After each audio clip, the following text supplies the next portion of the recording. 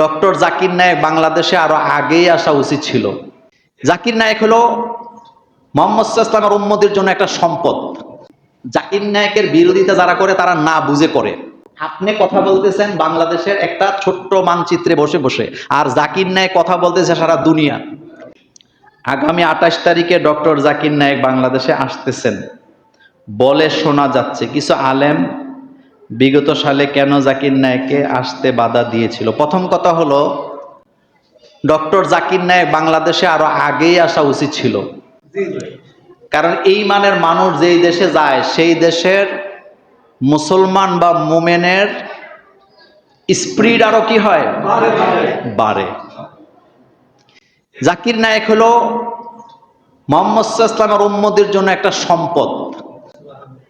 আলেম ওলামারা একটা সেক্টরে কাজ করে, কিন্তু জাকির নায়েক সব সেক্টরে কাজ করেন। আমি এক কথায় যদি বলি, জাকির নায়েকের বিরোধিতা যারা করে তারা না বুঝে করে। কারণ জাকির নায়েকের সাথে ওনাদের দেখাও হয় নাই, সরাসরি কথাও হয় নাই। শুধু এতটুকু বলবো, আপনি কথা বলতেছেন বাংলাদেশের একটা ছোট্ট মানচিত্রে বসে বসে, আর জাকির নায়েক কথা বলতেছে সারা দুনিয়া। জাকির নায়েকের বক্তব্য 152টা ভাষায় অনুবাদ হয়ে সারা পৃথিবীতে মানুষে শোনে। জাকির নায়েক বক্তৃতা দেয় ইংরেজিতে, কিসে? আর এই বক্তৃতাকে ট্রান্সলেট করা হয় 152টা ভাষায়। কথা বুঝেননি? কয়টা ভাষায়? এটা কি সোজা কথা? মানে উনি বক্তৃতা দিচ্ছে একটা ভাষায়, হয় হিন্দিতে দিচ্ছেন না হয় ইংরেজিতে দিচ্ছেন, বেশিরভাগ ইংরেজিতে দেয়। আর ওনার এই বক্তব্যকে ট্রান্সলেট করা হয়, ভাষান্তর করা হয় 152টা। এক কথায় আপনি হাঁটতেছেন রাস্তা মাটি দিয়ে, আর জাকির নায়েক হাঁটতেছে আকাশের উপর দিয়ে। তা আপনি ওনার সাথে টক্কর দিয়ে লাভ আছে না। 2 নাম্বার, জাকির নায়েক এর কারণে মুসলমানের সংখ্যা পৃথিবীতে বাড়ছে না কমছে? ইন্ডিয়াতে বাড়ছে না কমছে? জাকির নায়েক যদি সাধারণ মানুষ হইতো, তাহলে ইন্ডিয়া সরকার কি ওনাকে দেশ থেকে ভাগায় দিত নি? জাকির নায়েক মূলত ধর্ম আনুপাতিক হারে কোন ধর্ম সঠিক দলিল ভিত্তিক কথা বলেন। তিনি বিভিন্ন ধর্মীয় গ্রন্থে যে অসঙ্গতিগুলো আছে এগুলা তিনি বের করেন। আমি আপনি এটা পড়তেও পারবো না, মনেও রাখতে পারবো না। ওনার ব্রেনটা আল্লাহ একটা কম্পিউটার বানিয়ে দিছে। ওনার ছেলেও কিন্তু মোটামুটি কাছাকাছি। ওনার ছেলেও মোটামুটি কি? জাকির নায়েক আগেই বাংলাদেশে আসা উচিত ছিল। জাকির নায়েক যে স্কুলগুলা করছিলেন মনে আছে নাম কি? আজ পর্যন্ত এই ধরনের স্কুল কেউ করতে পারে নাই। শুধুমাত্র নাটক সাজাইয়া ইন্ডিয়াকে খুশি করার জন্য আমাদের দেশে জাকির নায়েকের প্রতিষ্ঠান এবং তার চ্যানেলটাকে বন্ধ করে দেওয়া হয়েছে। যারা বন্ধ করছে তাদের এমপি মন্ত্রীরাও সংসদ থেকে বাইরে হইয়া ঘরে যায় সিট হইয়া শুইয়া রাতের বেলা জাকির নায়েকের বক্তৃতা শুনত।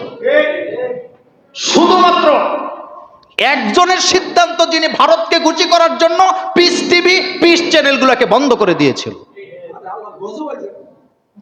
এর বাইরে আর কিছু না। এর বাইরে আপনি হককে হক বলবেন, আপনি বাতিলকে বাতিল বলবেন। সুতরাং আমরা চাই জাকির নায়েক এদেশে আসুক। আপনারা চান তো? আল্লাহ যেন ওনাকে কবুল করেন, আমরা বলি আমিন। উনি সবার সাথে সম্পর্ক রাখেন। একটা কথা মনে রাখবেন, মানুষ যে লেখে তার 2-1টা ভুল হবে, যে বলে তার 2-1টা ভুল হবে, কিন্তু যে লেখেও না বলেও না তার ভুল হইব না। তার কোনো ভুল আছে? আমি বক্তৃতা দেই, আমার ভুল হবে, স্বাভাবিক। কিন্তু আপনি বলেন না, আপনার কোনো ভুল হবে? আমি লিখি, আমার ভুল হবে। আপনি লিখেন না, আপনার কোনো ভুল হবে? আমি কাজ করি, আমার ভুল হবে। আপনি কাজ করেন না, ভুল কারো হবে? যে করে তার হবে। সুতরাং উনি ঘন্টার পর ঘন্টা বলেন, 2-1টা ভুল হইতে পারে। উনি মানুষ, কারণ ওনার কাছে ওহী আসে না। ওনার কাছে কি ওহী আসে না? ভুল হবে, ভুলটা নিবেন না, শুদ্ধটা নিবেন। সমস্যা কোথায়? আমরা অনেক সময় দেখি কি জানেন, কথা বলতেছি, আচ্ছা বলেন তো, একটা মজার কথা বলি, এই কথাটা বলা আমার উচিত না, সেটা হলো আমরা যখন বাংলাদেশের মানুষ বাংলা পড়ি আমাদের উচ্চারণে ভুল হয় নাকি হয় না? আমরা যখন বাংলা পড়ি আমরা ঠেক্কর খাই নাকি খাই না?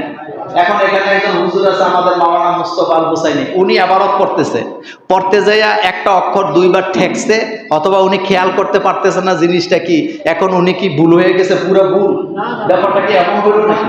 আমরা যখন নামাজ পড়াইতে দাঁড়াই আমাদের ভুল হয় নাকি হয় না? এর অর্থ কি দুনিয়া সবই ভুল? এই যে একটা টেন্ডেন্সি, এটি বাদ দিতে হবে। আমি 1000 কথা বলবো, 10টা কথা যদি আমার ভুল হয় ভুলগুলা বাদ, আর ভুলগুলা ক্ষমা করে কে? আল্লাহ। কিন্তু বাকি আমার 990টা যে শুদ্ধ আছে ওইগুলাকে আপনি ভুল বলতে পারবেন? আমরা বক্তৃতা দিতেছি, কথা বলতেছি, আমাদের ভুল হয়ে যায়, অনিচ্ছাকৃতভাবে হয়। আমি একটা মজার কথা বলি, আমি একদিন এখানে একটা বক্তৃতাতে যে একটা হাদিসের আবারত আমি ল্যাপটপ ইন্টারনেট থেকে পড়তেছিলাম, তো ইন্টারনেট আপনারা বুঝেন স্লো হওয়ার কারণে আমার শব্দগুলা আসতেছে না। আমি শব্দগুলা দেখে দেখে বক্তৃতা তো বলতেছি, শব্দগুলো আসতেছে না, আমি বলতেও পারতেছি না, কিন্তু শব্দগুলো যারা আলেম তারাও দেখবে শব্দগুলো একেবারে সহজ। এটারে ভিডিও বানাইয়া সব জায়গায় প্রচার করতেছে, দেখেন মূর্খ, পড়া জানে না, ইবারত জানে না, আরবি জানে না, বক্তৃতা দেয়। আপনারা যারা আমার মুসল্লি, 3 বছরের মুসল্লি বা যতদিন হয়েছে, আপনারা বলেন আমি কি একই আলোচনা 2 বার করি? না। আমি কি কোনোদিন কোরআন হাদিসের দলিল ছাড়া আপনাদের সামনে কথা বলছি?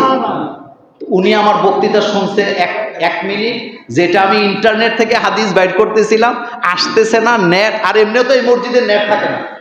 এখন আমি নাকি মূর্খ, আমি পড়া জানি, এটা ডেইলি সব জায়গায় যায়, তা আমি এটি দেখে দেখে হাসি।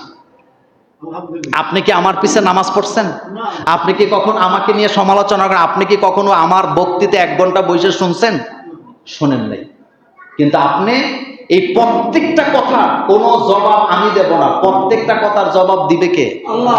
এই সেম আপনারও যদি আমি বেজ্জতি করতে চাই, অটোমেটিকলি আল্লাহ আমারে কি করবে? বেজ্জতি করে দিবে। এটা স্বাভাবিক, এটা স্বাভাবিক। মাওলানা সৈয়দ আবুল আলা মওদুদী রাহিমাহুল্লাহকে নিয়ে যারাই কথা বলেছেন, যারাই তার ইজ্জত নষ্ট করার চেষ্টা করেছেন, আমি দেখেছি কোনো না কোনোভাবে তারা জাতির কাছে বেজ্জতি হয়েছে।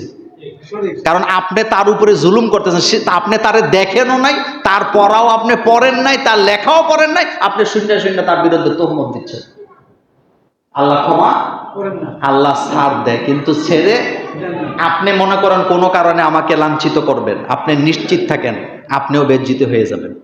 কারণ আমি বান্দা কার? আমি গোলাম কার? আমার জ্ঞান দিছে কে? আমারে আল্লাহ কম দেখ বেশি দেখ এটা আল্লাহ আমারে দিছে। আমারে যদ্দুর জ্ঞান দেওয়ার দরকার আল্লাহ আমারে তদ্দুরই দিছে। আমার যদ্দুর কথা বলার ক্যাপাসিটি দরকার আল্লাহ আমারে তদ্দুরই কি দিছেন। সুতরাং আপনি আমাকে হ্যারাসমেন্ট করতে পারবেন না।